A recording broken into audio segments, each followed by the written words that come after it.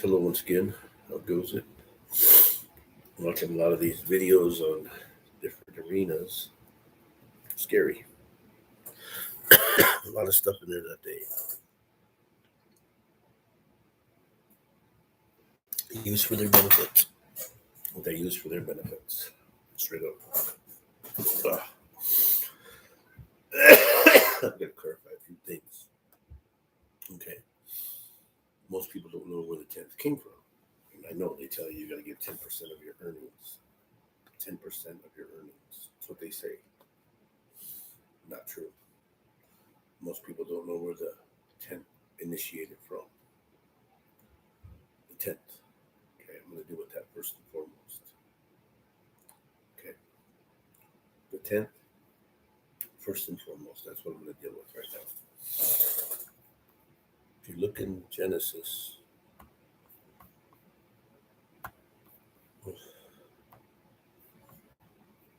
chapter 21,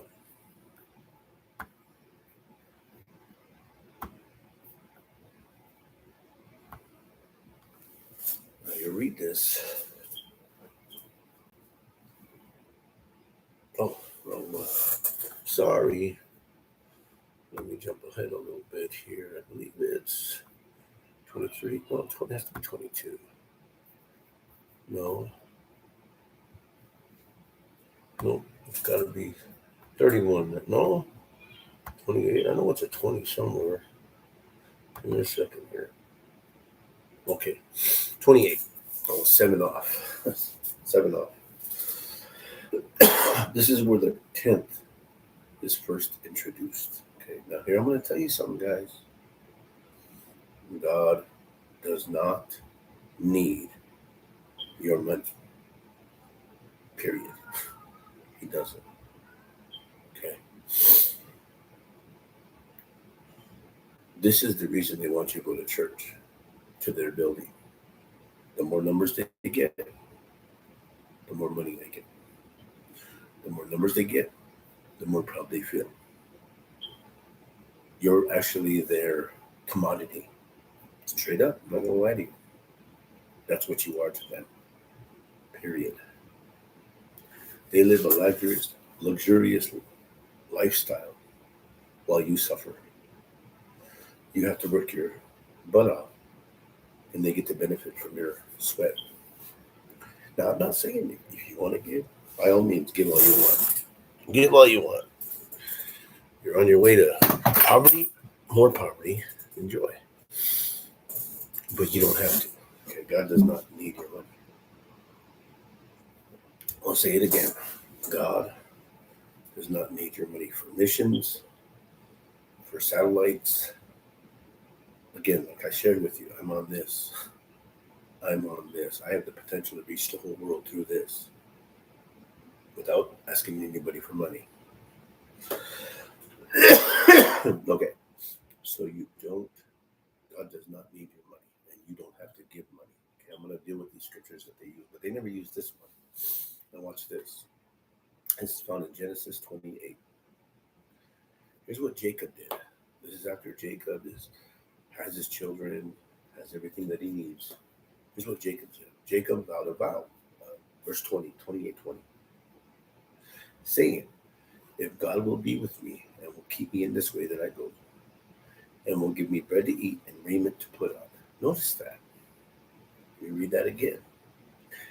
Jacob vowed a vow, saying, if God will be with me and will keep me in this way. You always notice how it says this way, the way. Do you know why this way sticks out? Okay.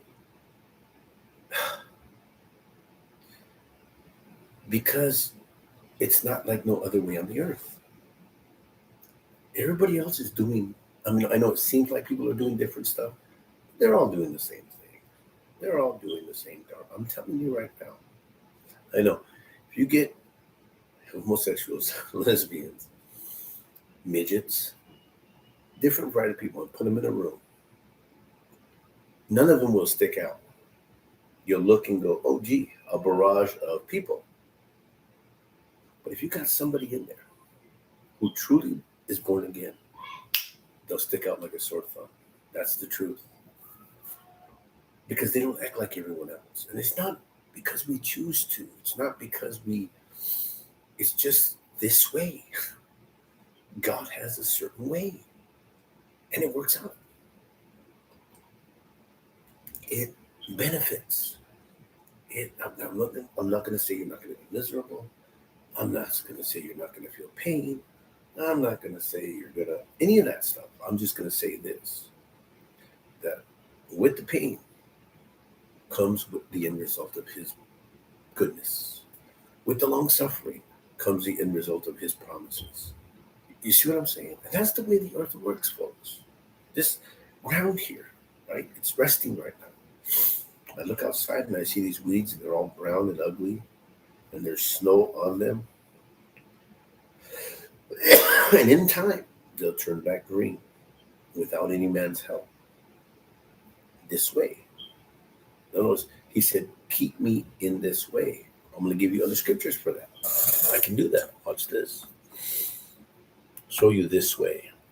Go to Exodus. I believe it's 23. Might be 32. I always get it mixed up, but I'm going to see right now. Might be 32. Let me see here. Okay, yeah, here it is. Now notice, Jacob just said, if the Lord will be with me and keep me in this way. See? It's him that has to keep us. Verse 20, 23, 20.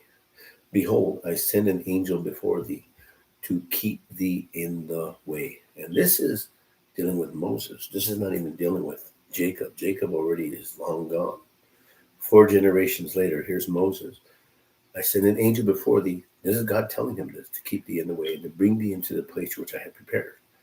Beware of him and obey his voice. Provoke him not, for he will not pardon your transgressions, for my name is in him.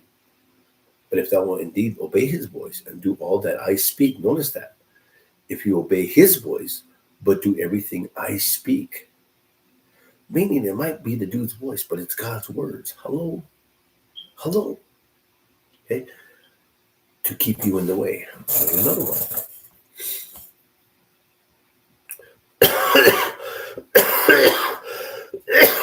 Watch this. Of course, we know this one, but I'm going to share it again. And what did Jesus say? Jesus said unto him, I am the way, the truth, and the life. See? I am the way, the truth, and the life. We just read where Jacob said, and keep me in this way. We just read where he said, I send an angel before you to keep you in the way. And Jesus just said, I am the way. Okay? And like I said, it sticks out. It sticks out because our hope is in him. Our hope is not in money. Our hope is not even breathing oxygen. Our hope is in him. Period. That's the way it is. It's all in him, not the results of him. No. But him himself. Okay. Now, going back to Genesis.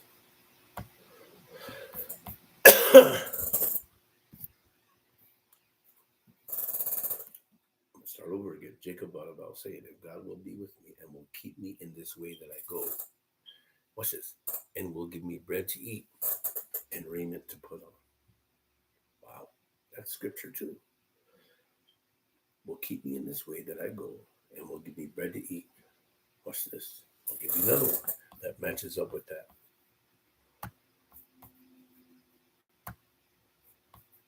Watch this.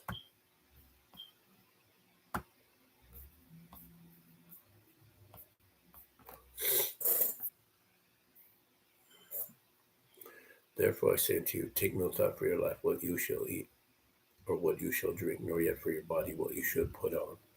Is not life more than meat, and the body than raiment? See that? Don't worry about your life, what you will eat, or what you put on, or what you will drink. Hello? Why? Because he gives us the bread of life. He gives us the water from the word, and he clothes us with a robe of righteousness and a garment of praise. See? He's got us covered. Okay, back to Genesis.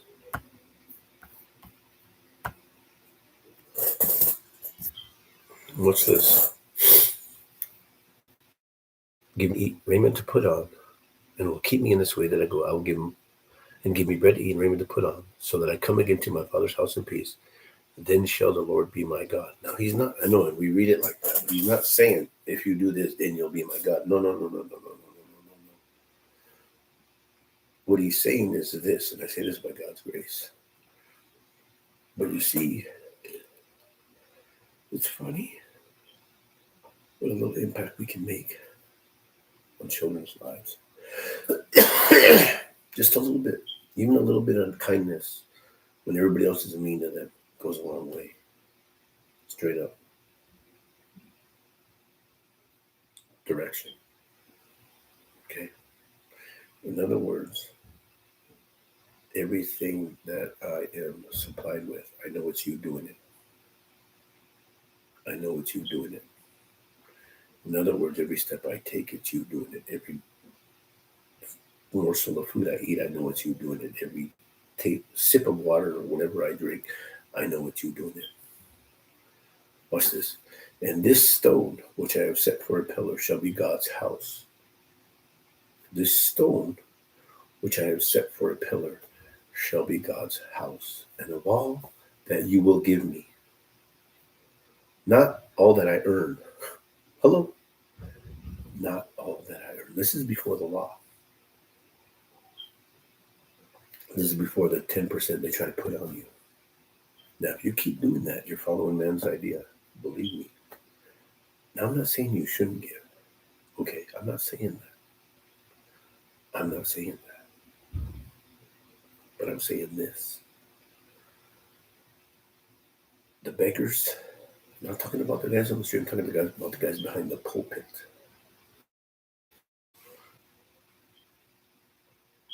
Are using that for their benefit.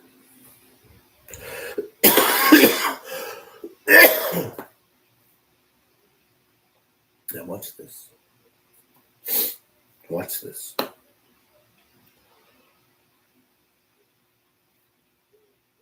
And all that you will give me. Hello. All that you will give me. Not all that I earn. This is the first time it's introduced. This is in Genesis. This is Jacob talking.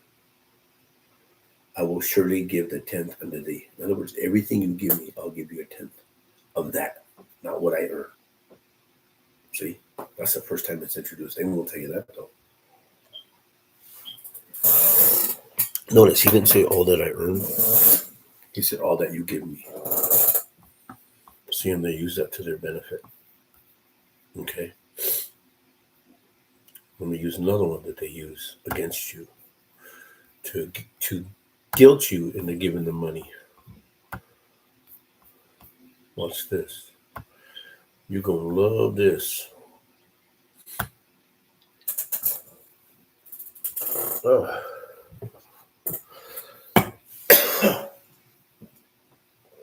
I'll show you guys something real quick if I can. If I can. I'll show you this. See this? See this? I didn't ask anybody for this. It's not much, don't get me wrong. I didn't ask nobody for this. I went out and earned it. Okay. All this is green paper with dead guys' faces on it. That's all it is. Okay. Okay. So now, I'm going to use that one they always use against you. So Malachi, you probably know it well because they use it against you all the time. Malachi chapter 3. Sorry for wiping my nose in front of you. Oh, God, but got a little cold, so I got to do it. Okay. Will a man rob God? Yet you have robbed me, but you say, wherein have we robbed thee? In tithes and offerings. Now that's what they use against you. So they use the tithes, and they use the offerings. And that's how they double dip you. Yeah. Then they do the special one, and they do the missions, and they dip you like 7 times.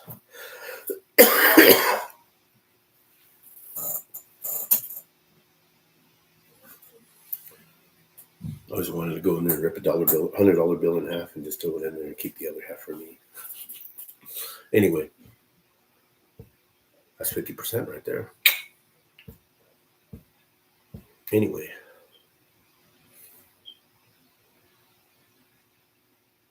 More than 10%, if you will. Anyway.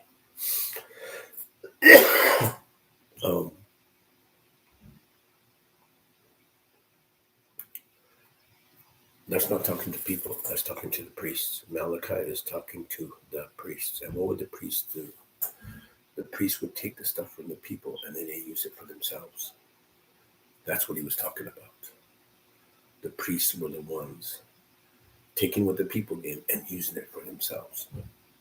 That's what that means. People. See? How do I know this? How do I know this?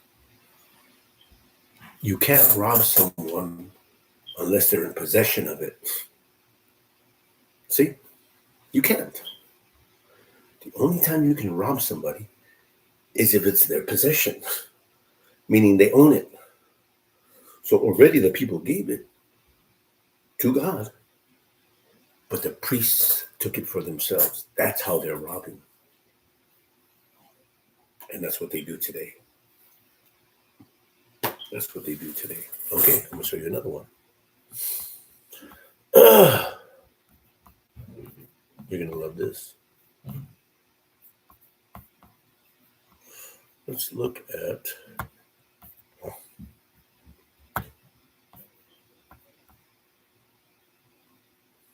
Let's see here. Where's a good one at? I wonder. I think it's 11.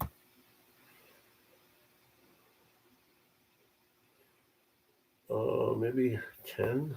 Maybe it is 10. Let me go 10. John 10, I think it is.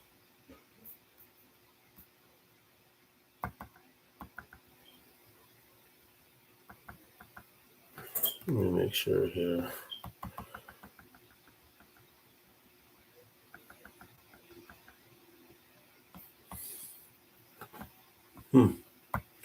Might be 11.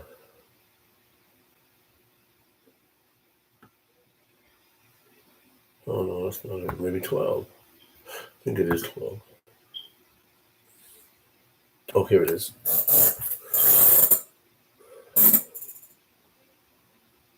Look at John 12, verse 3. Then took Mary a pound of ointment of spikenard, very costly, and anointed the feet of Jesus, and wiped his feet with her hair. And the house was filled with the odor of this ointment. Then saith one of his disciples, Judas Iscariot, Simon's son, which should betray him, why was not this ointment sold for 300 pence and given to the poor? This he said, not that he cared for the poor, but because he was a thief, and had the bag, and what was put therein. Who carried the money? The traitor. Okay, now if you remember this, and I know you do, when he hung himself, what came out? His bowels. His bowels came out. That's right. The son of perdition who carried the bag. And if you read through the Gospels, which I hope some of you do, Matthew, Mark, Luke, and John, that show not one time did Jesus ask anything from that bag from him. Not one time. Do you know why? Because he wouldn't have gave it up anyway. Go ask to borrow $20 from your minister. I remember one time my wife and I were in Browning, Montana, and there was this couple who I knew for quite some time. And the husband came to me and said, and I'm not even from there. I'm visiting. I'm preaching there. Can I borrow $20? And I'm thinking to myself, you got all these ministers here in this area. You got the main honcho here who just probably collected maybe $500 that night. And you can't ask him? Why? Because they wouldn't have gave it to him. So I gave up $20 for diapers for his kid. Sad. Never got the $20 back either, and I don't expect it, but you know, this is probably 6:16. 6:16. 15 years ago. Yeah. Anyway.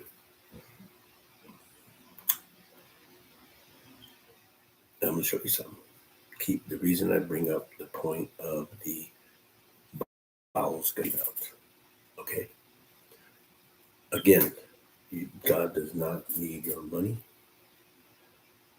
That plate they pass around has nothing to do with God.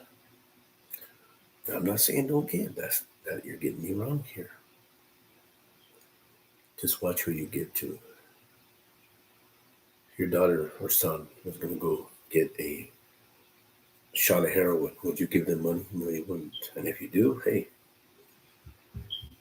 But more than likely, 80% of you would say, I don't want to do that because they might die tonight. Hello? Yet you give to these venomous rascals. Straight up. Okay. Now, go into this one. This is found in Philippians 3:18. Now remember, keep in mind, son of perdition carried the purse. Son of perdition held the money in there. That's what he did. Kept the money for his purpose. Okay. And we read where he hung himself and his bowels gushed out. Watch this. For many walk. Yeah. Told you often, and now you tell you even weeping, that they are the enemies of the cross of Christ, whose end is destruction, whose God is their belly. What? Read that again. 19. Whose end is destruction, whose God is their belly, whose glory is in their shame, who mind earthly things. Bam. Look it up for yourself. Philippians 3:18. See? So don't subject yourself to these idiosyncrasies of them trying to get rich off you. Okay? And if you decide to give everything to them, don't complain when you're broke or you can't pay bills. And don't sit there and try to say faith is going to pay your bills, folks. I'm not saying don't have faith. I'm not saying that they can't be paid. I'm saying when you give to devils, you're going to reap hell. That's the way it is. And I'm going to tell you right now, 80% of them out there are not of God.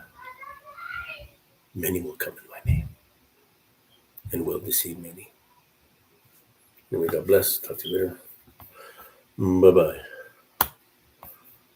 And